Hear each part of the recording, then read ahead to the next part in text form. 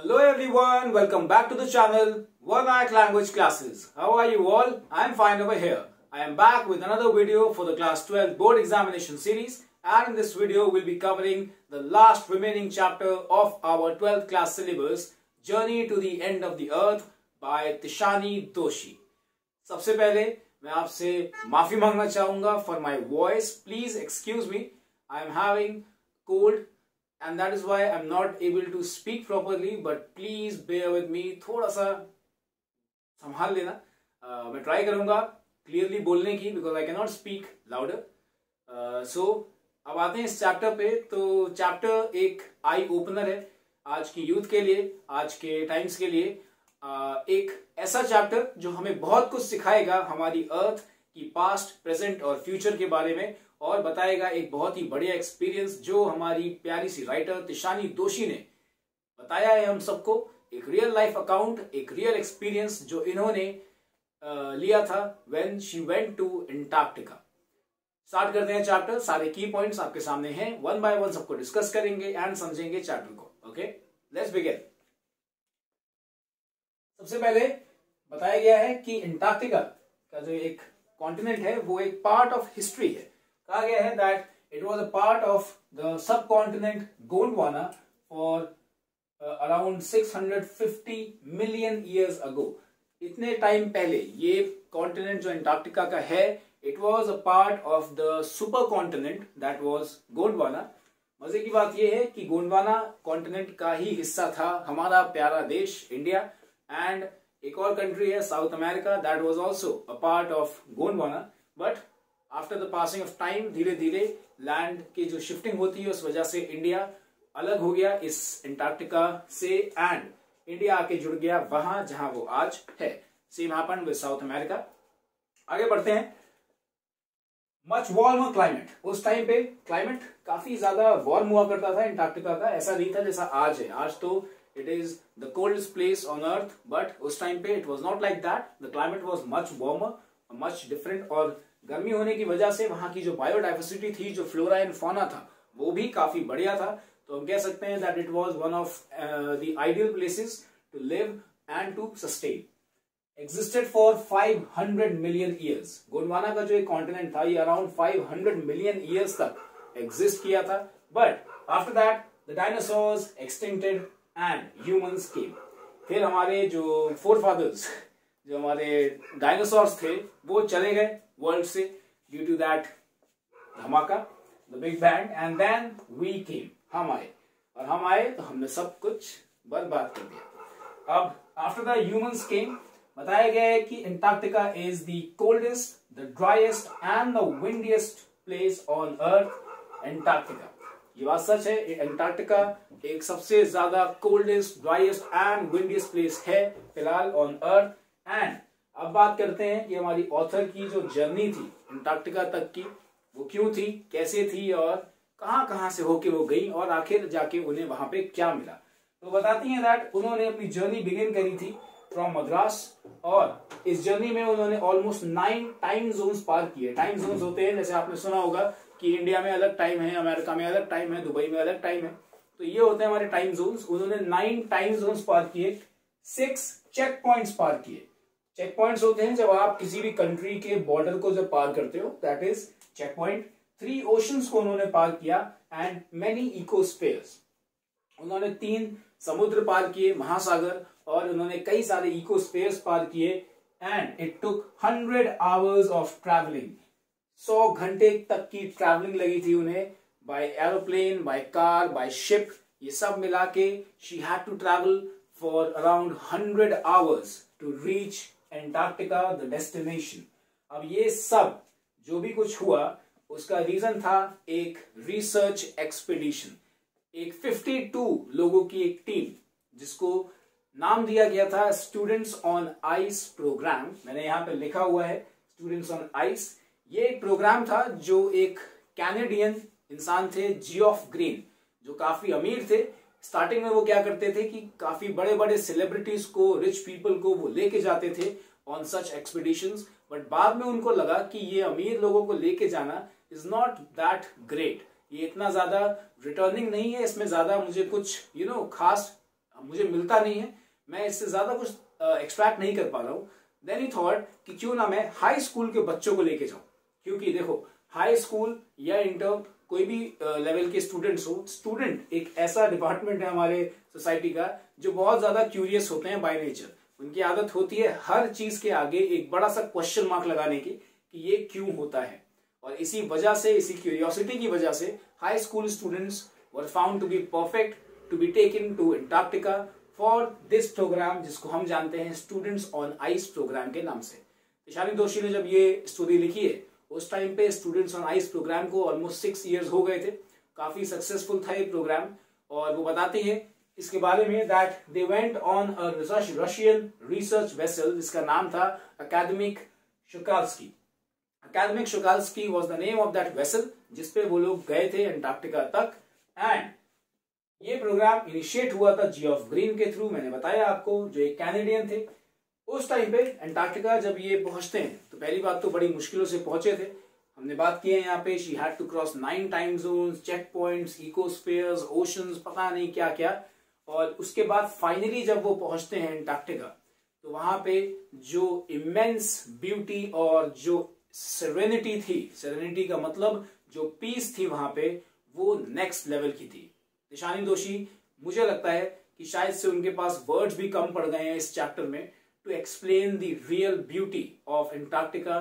जो वहां का माहौल था, कितना शांत, कितना बढ़िया, इस बात को समझाने के लिए उन्होंने बताया है हमें कि वहां पे ना तो ह्यूमन पॉपुलेशन है, ना ही कोई बिल बोर्ड्स हैं। बिल बोर्ड जैसे कि आप देखते होगे बैनर, फ्लेक्स वगैरह जो एडवर्टीजमेंट्स लगे होते हैं, कुछ भी नहीं है। एंड नो बिल्डिंग्स, कोई बिल्डिंग नहीं है, नथिंग, जीरो, बिल्कुल खाली।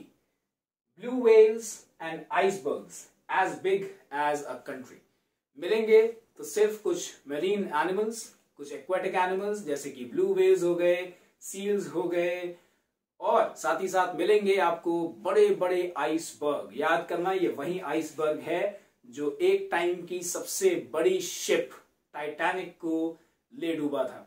आइसबर्ग्स इतने बड़े जैसे एक कंट्री हो।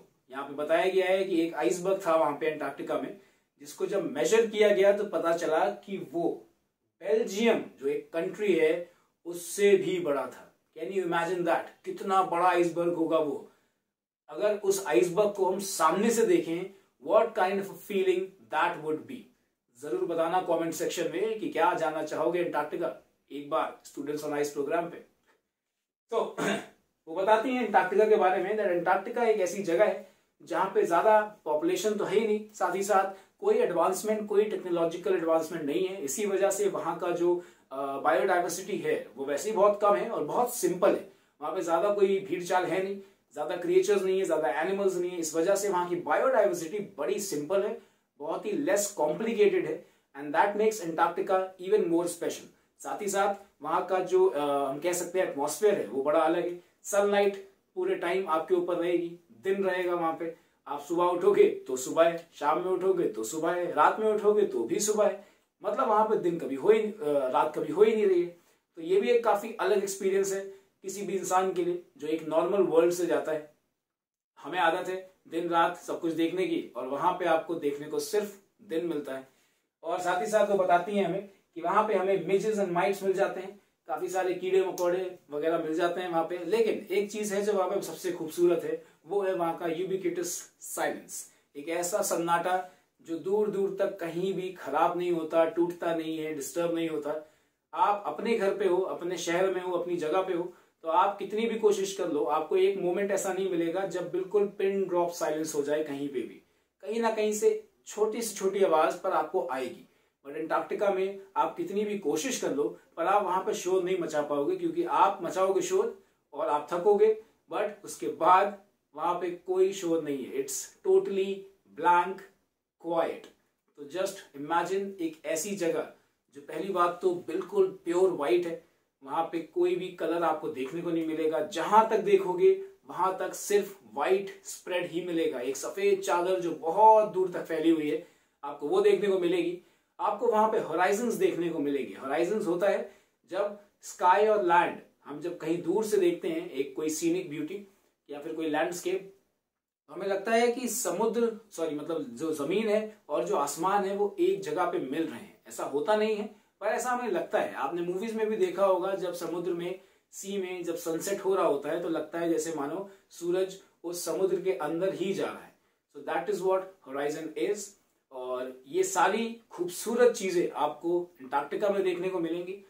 और वो कहती हैं कि अगर अंटार्कटिका आप जा रहे हो तो इतना समझ लो कि वहीं जाके आपको पता चलेगा अपने अर्थ की पास्ट, प्रेजेंट और फ्यूचर के बारे में। पास्ट इसलिए क्योंकि वहां पे आज भी मिलियंस ऑफ ईयर्स पुराने कार्बन रिकॉर्ड्स ट्रैप्ड हैं उस बर्फ के अंदर, जिनको अगर ढूंढा जाए, निकाला जाए तो हमें अपनी अर्थ के सिविलाइजेशन, उसकी एग्जिस्टेंस के बारे में बहुत कुछ मालूम पड़ सकता है। प्रेजेंट की बात करें तो हमारे अर्थ का 90% ऑफ आइस, अपने घरों के फ्रीजर्स में जो आप बर्फ जमाते हो उसको हटा दो, 90% of ice of the whole earth is in Antarctica. बहुत बड़ा नंबर है ये। अर्थ की ऑलमोस्ट पूरी की पूरी आइस हमें अंटार्कटिका में देखने को मिल जाती है। और अगर हम बात करें फ्यूचर की, तो फ्यूचर इसलिए हमें यहां से देखने को मिलता है बिकॉज अंटार्कटिका में जब भी कोई ग्लेशियर मेल्ट होता है, आपको हर साल न्यूज में 1-2 बार तो ये देखने को मिलता होगा कि अंटार्कटिका में कोई ग्लेशियर, कोई आइसबर्ग मेल्ट हो रहा है, टूट रहा है। वहां पे ऐसा हो रहा है कि बिकॉज ऑफ ग्लोबल वार्मिंग। और वहां का अगर ग्लेशियर मेल्ट होना शुरू हो गया तो उसका इम्पैक्ट बहुत ज्यादा पड़ेगा हमारे ऊपर, क्योंकि अलग अलग रीजंस हैं, चाहे वाटर लेवल्स की बात हो, चाहे नेचुरल डिजास्टर्स की बात हो, चाहे कुछ भी हो, हर एक तरीके से उसका इम्पैक्ट हमारे ऊपर पड़ेगा और कहीं ना कहीं उसके रीजन हम ही हैं। इसके बाद तिशानी दोशी हमें बताती हैं अबाउट माइक्रोस्कोपिक फाइटोप्लैंक्टन। उन्होंने अंटार्कटिका में एक चीज सीखी कि small things make a big difference. जो छोटी छोटी चीजें होती हैं वो काफी बड़ा डिफरेंस लेके आती हैं। उनको याद आता है माइक्रोस्कोपिक फाइटोप्लैंक्टन, समुद्री घास जो होती है, किस तरह वो फाइटोप्लैंक्टन फोटोसिंथेसिस का यूज करके अपने आप को ग्रो करती हैं और वही फाइटोप्लैंक्टन आगे चल के सभी मरीन एनिमल्स का फूड बनती है। तो देखो, एक घास कितनी एक बेसिक चीज है, पर वही घास सभी मरीन एनिमल्स को सरवाइव करने में हेल्प कर रही है। साथ ही साथ एक सस्टेनेबल रिसोर्स बनी हुई है उस पर्टिकुलर मरीन लाइफ का, या फिर उस पूरे के पूरे हम कह सकते हैं इकोस्फेयर का। तो उन्हें यही बात समझ में आती है कि स्मॉल थिंग्स भले ही बहुत छोटी हो, पर उनकी इंपॉर्टेंस कई बार बहुत ज्यादा बड़ी होती है। और तिशानी दोशी को एक बात और बड़ी वहां पे अच्छी लगी कि जितने भी टीनेजर्स गए थे, जितने भी हाई स्कूल के स्टूडेंट्स गए थे, वो लोग बहुत ज्यादा हम कह सकते हैं क्यूरियस भी थे, साथ ही साथ बहुत ब्रेव भी थे। वो चाहते थे अपने प्लैनेट को सेव करना, वो चाहते थे अपनी गलतियों को सुधारना, ताकि आगे चल के और कोई ये गलतियां ना करे और हमारा अर्थ जो है वो बच जाए, ताकि हम सब इस पे आराम से रह सकें। इस चैप्टर की अगर हम बात करें तो एक बड़ा ही बेसिक सा मैसेज है हम सबके लिए, that is take care of the small things and the big things will fall into place. बिल्कुल, अक्सर लोग बड़ी बड़ी चीजों पे ध्यान देते हैं और जो स्मॉल डिटेल्स होती हैं हम उन्हें भूल जाते हैं। बट एक्चुअली में स्मॉल डिटेल्स पे हमें अगर ध्यान देना चाहिए, अगर हम उस स्मॉल डिटेल्स पे ध्यान देते हैं तब जाके हम कहीं बड़ी चीजों को जगह पे लेके आ पाएंगे। बिकॉज बड़ी चीजें हमारे कंट्रोल में नहीं है। अगर आप चाहो कि एक आइसबर्ग का पिघलना आप रोक दो तो वो आपके बस में नहीं है, लेकिन हाँ, आप जरूर उस चीज में कंट्रीब्यूट कर सकते हो बाय डूइंग स्मॉल थिंग्स। जैसे कि आप अपने एंड से पोल्यूशन, ग्लोबल वार्मिंग को जितना कंट्रोल कर सकते हो, मिनिमाइज कर सकते हो, उतना तो करो। उसका इम्पैक्ट भले ही आपको एक दिन में देखने को ना मिले, बट हाँ, over the turn off years and years, after a long time, आपको डेफिनेटली उसका डिफरेंस देखने को मिलेगा। हालांकि हम तब तक इस धरती पे नहीं रहेंगे, we will be long gone, लेकिन हाँ, हमारी आने वाली जनरेशन्स को जरूर इस बात का फायदा मिलेगा। और एट द एंड कहा जाता है ना, दैट अंत भला तो सब भला।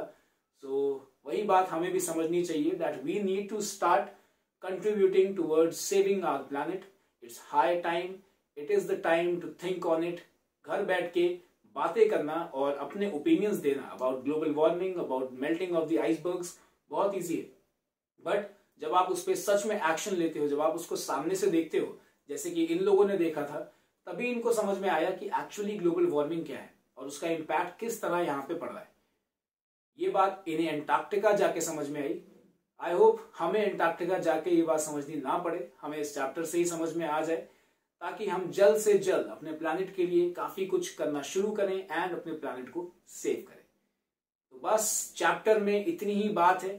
बेसिक एक अगर हम एक ओवरव्यू की बात करें तो बस इतना ही है कि भाई अपने प्लैनेट को बचा लो, टाइम है अभी, मौका है, मौका निकल जाएगा तो बस फिर रिग्रेट के अलावा कुछ नहीं होगा। अभी रिसेंटली टर्की में एक अर्थक्वेक आया जिसमें बहुत सारे लोगों की जान गई। तो हम लोग आज को अगर चैलेंज करते हैं नेचर को, तो हमें बहुत टाइम लग जाता है अपनी एग्जिस्टेंस को प्रूव करने में, लेकिन नेचर के लिए it just take a flick of the finger. एक करवट बदली अर्थ ने और 2500 से ज्यादा लोगों की जान चली गई। जस्ट इमेजिन अगर अर्थ अपने पे आ गई, अगर नेचर अपने पे आ गया, तो हम सब शायद यहाँ पे बचना तो छोड़ो, दिखेंगे भी नहीं कि कहाँ गए। Dinosaurs were once the king of this planet, वो रूल करते थे इस प्लैनेट पे, और देखो एक झटके में खत्म हो गए, तो फिर हम क्या हैं? We are nothing. तो बस यही समझाया इस चैप्टर में। काफी इंफॉर्मेटिव है, काफी सारे पॉइंट्स हैं। पॉइंट्स को ध्यान रखना, मैंने जो आपको यहाँ पे पॉइंट्स बताए हैं आप उनको दिमाग में रखो। क्वेश्चंस इस चैप्टर से पहली बात तो कॉम्पिटेंसी बेस्ड भी आ सकते हैं, वैल्यू बेस्ड भी आ सकते हैं, करंट अफेयर है क्योंकि ये global warming, pollution and everything. साथ ही साथ अगर लिटरेरी बेस्ड क्वेश्चंस आते हैं तो मैं आपको यहाँ पे सॉल्व भी करवाऊंगा। बट अपार्ट फ्रॉम दैट आपको इन पॉइंट्स को भी ध्यान रखना है ताकि आप अपने आंसर मेकिंग में इन पॉइंट्स का यूज कर सको एंड अपने आंसर को अच्छा बना सको। That's it for this video. I hope you liked the video. If you did, please tell me in the comment section. और इस चैप्टर के साथ में हमारा जो लिटरेचर का सिलेबस है that comes to an end. अब अपनी कुर्सी की पेटी बांध लो क्योंकि अब से आपके सभी लॉन्ग आंसर्स, चाहे शॉर्ट आंसर्स हो, एक्सट्रैक्ट बेस्ड क्वेश्चंस हो, कई सारे वीडियोस आने वाले हैं आपके लिए। हम लोग सैंपल पेपर्स सॉल्व करेंगे, यहाँ पे एक एक चीज की प्रैक्टिस करेंगे ताकि हमारे एग्जाम में कोई भी चीज ऐसी ना आए जिसे देख के आपको लगे कि यार ये तो मैं पहली बार देख रहा हूं। Make sure you hit the subscribe button क्योंकि आपका चैनल से जुड़े रहना बहुत जरूरी है। मुझे मेहनत करने के लिए और मोटिवेट करने के लिए बहुत जरूरी है मेरे लिए कि आपका प्यार मुझे मिलता रहे। Thank you for watching the video. I will see you in another video. Till then please take care and bye bye.